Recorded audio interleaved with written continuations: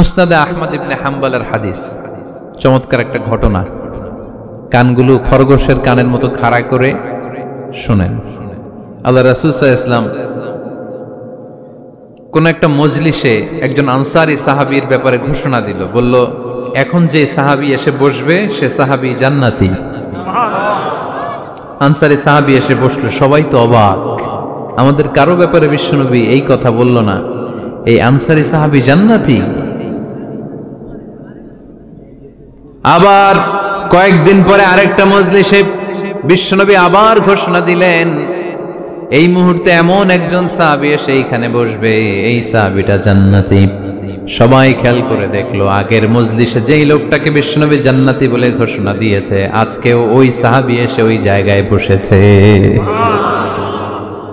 তৃতীয় দিন আবার বিশ্বনবী বললেন, এখন একজন সাহাবী এখানে এসে বসবে, সে জান্নাতি। সবাই খেয়াল করে দেখলো, ওই সাহাবীটাই আবার এসে বসেছে।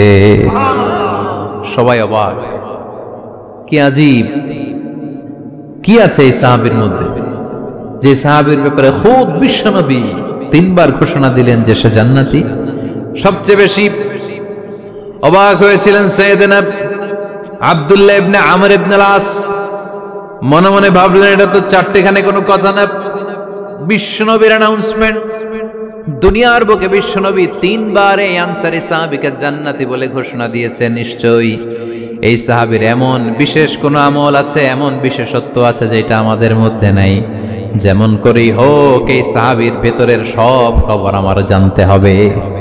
সাইয়েদনা আব্দুল্লাহ ইবনে আমর ইবনে আল-আস একবার পরিকল্পনা করে ওই সাহাবীর বাড়িতে চলে গেলেন, যে বললেন, ভাই, আমার আব্বার সাথে কয়েকদিন ধরে ঝগড়া, আমার ঘরে থাকতে মন চাচ্ছে না, তোমার বাসায় মেহমান হয়ে এসেছি, যদি তুমি অনুমতি দাও তোমার বাড়িতে 3 দিন মেহমান হয়ে আমি থাকতে চাই। কয়দিন? শুনতেছেন? বুঝতেছেন? কষ্ট হচ্ছে না তো? ওই আনসারী সাহাবী বলে, আহলান ওয়া সাহলান, খুশ আমদেদ, এ আমার সৌভাগ্য, আমার মেহমান হয়ে আপনি থাকবেন, আসেন আমার ঘরে থাকেন, এই ঘরে আমি থাকি, আর এই ঘরটা মেহমান হিসেবে আপনারে দিয়ে দিলাম, থাকেন। এবার আব্দুল্লাহ ইবনে আমর ইবনে আল-আস খুব ভালোভাবে ফলো করতে লাগলেন, কখন এই আনসারী সাহাবী কি করে। 1 দিন, 2 দিন, 3 দিন পর্যন্ত ফলো করার পরে সাইয়েদনা আব্দুল্লাহ ইবনে আমর ইবনে আল-আস এমন কোন বিশেষ আমল এই সাহাবীর মধ্যে খুঁজে পায় নাই। 3 দিন গভীরভাবে পর্যবেক্ষণ, অবজারভেশনের পরে বিশেষ কোনো আমল ওনার চোখে পড়ে নাই। এবার 3 দিন পরে তো চলে যাবার পালা, ঠিক কিনা?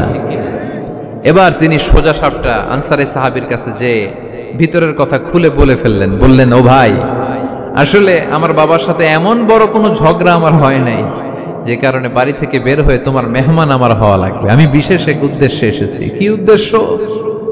আব্দুল্লাহ ইবনে আমর ইবনে আল-আস এবার বলতে আরম্ভ করলেন, আমরা খেয়াল করেছি 3টা মজলিসে বিষ্ণু ঈসা আলাইহিস সালাম তোমাকে জান্নাতি বলে ঘোষণা করেছে, তাই আমি জানার জন্য এসেছি তুমি এমন কি আমল করো যে কারণে বিশ্বনবী ঘোষণা দিলেন যে তুমি জান্নাতি। কি এমন বিশেষ আমল আছে তোমার, আমার একটু বলো, আমি ওই আমল করে জান্নাতি হতে চাই। আল্লাহু আকবার। এবার আনসারী সাহাবী মুখ খুললেন, উনি বললেন, ও ভাই আব্দুল্লাহ ইবনে আমর ইবনে আল-আস, এমন কোনো বিশেষ আমল আমার নাই, হালাল পন্থায় রুজি করি, ব্যবসা করি, নামাজের সময় নামাজ পড়ি, রাতে এসে ঘুমিয়ে যাই, ফজরের আগ দিয়ে উঠে তাহাজ্জুদ করি, সময় মতো জিকির আজকার করি, কোরআন তেলাওয়াত করি, কিছু দান সদকা করি, সবাই যা করে আমিও তাই করি, স্পেশাল কোনো আমল আমার জীবনে নাই। তবে আব্দুল্লাহ ইবনে আমর ইবনে আল-আস, শুনে রাখো, একটা কাজ আমি প্রতি রাতে করি, হয়তোবা এই কারণেও বিশ্বনবী আমার ব্যাপারে এমন ঘোষণা দিতে পারে। আব্দুল্লাহ বললেন, ও আনসারী সাহাবী, কি কাজ তুমি করো? এবার আনসারী সাহাবী বলতে লাগলেন, প্রতি রাতে যখন আমি আমার বিছানায় ঘুমোতে যাই, আমি কারো ব্যাপারে কোনো রাগ, কোনো হিংসা, কোনো ক্ষোভ অন্তরে নিয়ে ঘুমাতে যাই না।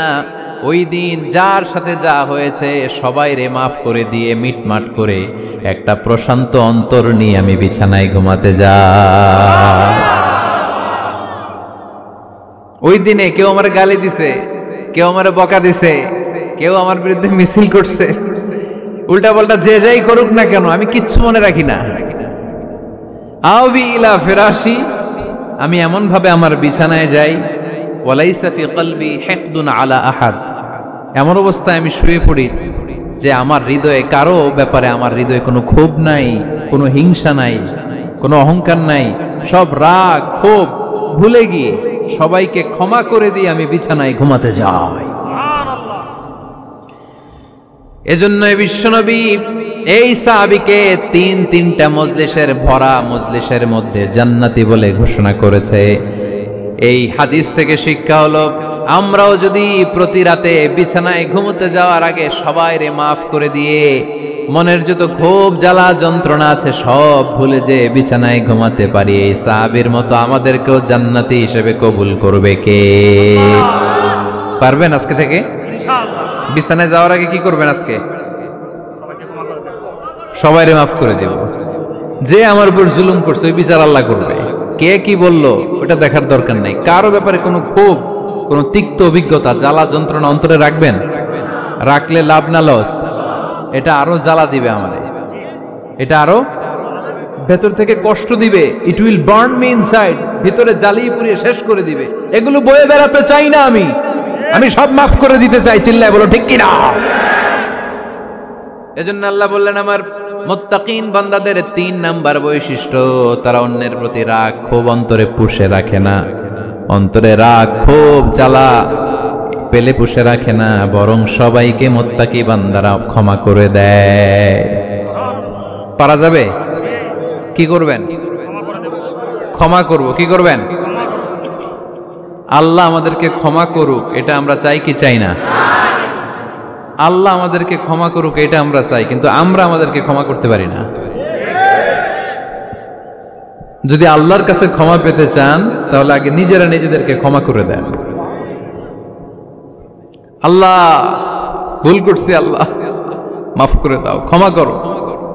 আমি ক্ষমা চাইতেছি কিন্তু আমি ক্ষমা করি না আরেকজনকে। তো তুমি ক্ষমা করো না, তুমি ক্ষমা চাও কোন সাহসে? মা যাদাল্লাহু আবদান বিআফবিন ইল্লা ইজ্জান।